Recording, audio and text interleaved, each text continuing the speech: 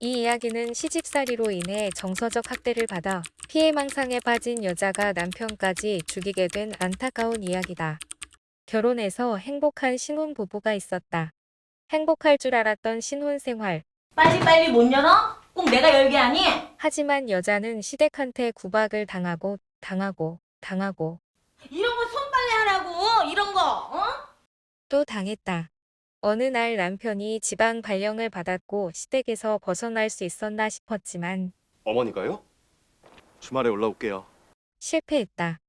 혼자 남은 여자는 계속되는 정서적 학대에 우울증이 심해졌고 남자는 그런 여자를 보고 심각성을 느껴 병원에 데리고 갔다.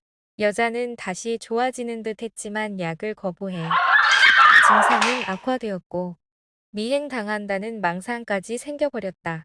가족들은 여자를 병원에 보내려 했지만 이를 본 여자는 가족들이 자신을 죽인다고 망상했고 살고 싶은 나머지 남편을 죽이게 된 안타까운 이야기다.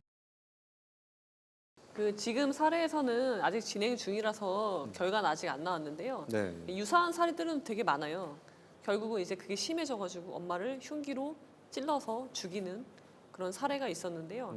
그 경우에는 징역 7년이 나왔어요. 조현병이나 이제 정신질환 등이 감형 요소가 좀 있잖아요. 이게 어떻게 우리가 되죠? 흔히 말하는 심신미약, 그렇죠, 심신상실, 심신미약인 경우에는 음, 아예 형이 면제되거나 네. 감경이 되는 이제 법조항이 있잖아요. 그게 항상 문제가 되는데 말이 많지만 사실 그거는 합당한 이유가 있어요.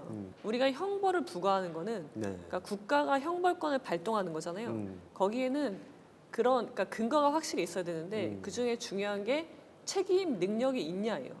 그렇죠. 이 사람이 이 행위를 한 것에 대해서 음, 책임 능력이 있어야지 책임을 묻는 거거든요. 맞아요. 심신 상실이나 심신 미약자들은 책임 능력이 없다. 맞습니다. 그래서 형을 면제하거나 감경해요.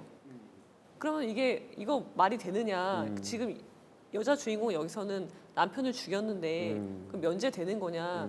근데 그렇진 않고요. 그러니까 형이 면제될 뿐이지 그거에 부수해서 우리가 이제 치료 감호라고 해서 네. 치료가 필요하잖아요. 네. 강제로. 그래서 치료 감호를 선고를 하죠. 그래서 뭐 징역 뭐 10년에 치료 감호 뭐 15년에 처하죠. 그러면은 치료 감호를 먼저 해요. 그래서 얘가 그러면은 치료가 되면 정상으로 돌아오잖아요. 그렇죠. 그러면 그때 형을 집행하는. 형이 면제되거나 아예 감경되는 거는 아니라고 보시면 됩니다.